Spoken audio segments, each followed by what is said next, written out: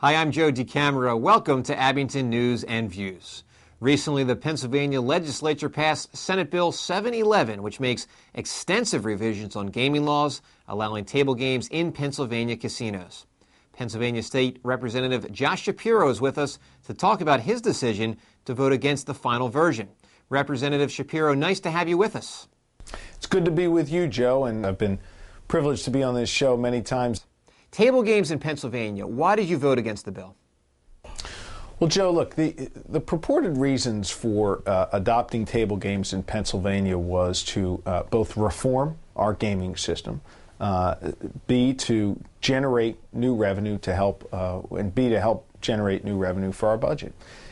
And ultimately, when you judge these bills, you're never going to get 100% of what you want.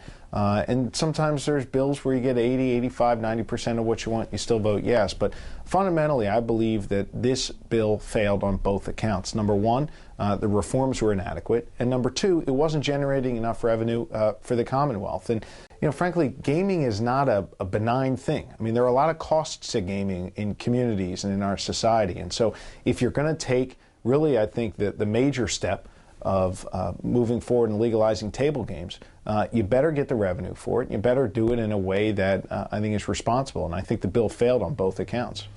You said this bill was not a good deal for Pennsylvania taxpayers. Why not?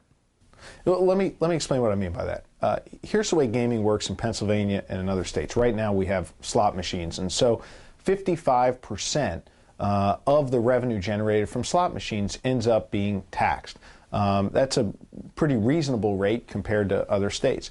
Other states that have slot machines, like West Virginia, for example, which is one of our bordering states, taxes the table games at a rate of 34%. Here, the tax rate was set at 12%. And let me make it clear, this isn't taxes being paid by casino goers. These are taxes being paid by the casino operators, the casino owners. And frankly, a 12% tax rate wasn't going to yield the necessary revenue for us at the state level for, in my opinion, justifying legalizing the expansion of gaming. You mentioned the tax rate. Was there an independent analysis done to assess the true market value of the tax rate? Joe, it's a great question. And what I was saying the entire time was, look, you can't just take this 12% tax rate because that's what the gaming industry said they'd be willing to pay. And that's what happened here. The casino industry and their lobbyists sat around with some of the legislative leaders in Harrisburg and said, we're only willing to pay 12%. And you know what? Unfortunately, several of the leaders in Harrisburg said, you know what? That's good enough for us. What I've said all along is these casino owners and operators shouldn't be put in a position to set their own tax rate. That's ludicrous. That's like me saying to my 8-year-old, what time do you really want to go to bed at night, and letting her decide that. It doesn't work that way. The way it should have worked is that we should have an independent analysis done over what the market will allow and what the best tax rate ought to be. And unfortunately, every time I went to legislative leaders and I said, you guys need to do an independent analysis, figure out what a responsible tax rate should be, figure out what we need for our coffers in the state to be able to sustain things like education, property tax relief, investments in health care. And each step of the way they said no. And, you know, query why people didn't want to do an independent analysis. It seems to me that there were a lot of sweetheart deals going on here. And I came to Harrisburg to fight for, you know, my constituents, for the average Pennsylvanian. I didn't go to Harrisburg to fight to help casino guys get richer. I came there to help make sure that the people of Pennsylvania did better. And I think under this bill, the people of Pennsylvania are the ones that lose out. Are there any earmarks in this bill? This bill is loaded and laden with pork and pork projects and projects for special interests. In order to secure the necessary votes to pass it, ultimately members were able to go to leaders, the governor, what have you, not so much the governor, but legislative leaders, and say, in order to get my yes vote, I want $1 million for this or $10 million for that or what have you. And I think we've all seen this play out in Washington, D.C. It's somewhat rare for it to play out in Harrisburg, but it did.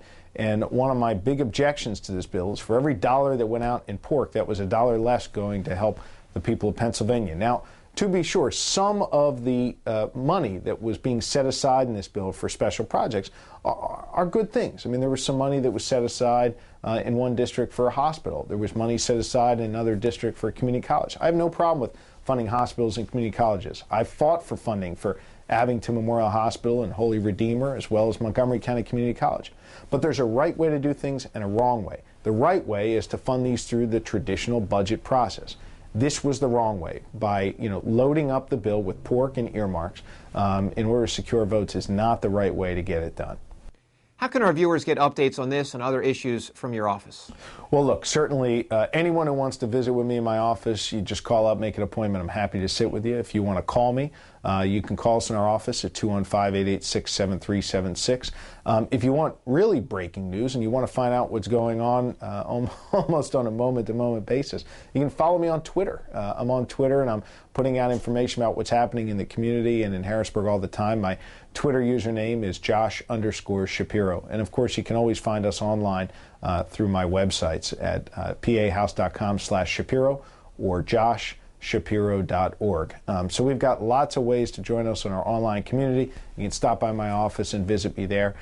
You can call me, and of course you can always write me a letter. We'll always be responsive. And frankly, when I hear back from my constituents, as I have in the wake of this gaming vote, overwhelmingly supportive of the decision that we made, it really helps empower me to do my job better. And look, let me be clear and let me be honest. This was not an easy vote to cast. The vast majority of members of my party, as well as the governor, were supportive of this bill. And so to stand up to your own party, to stand up to the governor in many ways, and to vote your conscience and vote in a way that I think reflects the values of your district is not always easy. And so to have the input of my constituents helps me do my job and helps me be more effective for you. So I hope you'll be in touch, and I hope you'll keep in touch. Thank you, Representative Shapiro, for explaining your vote against the bill and for joining us here on Abington News and Views. A pleasure to have you on. Thank you, Joe. It's great to be with you.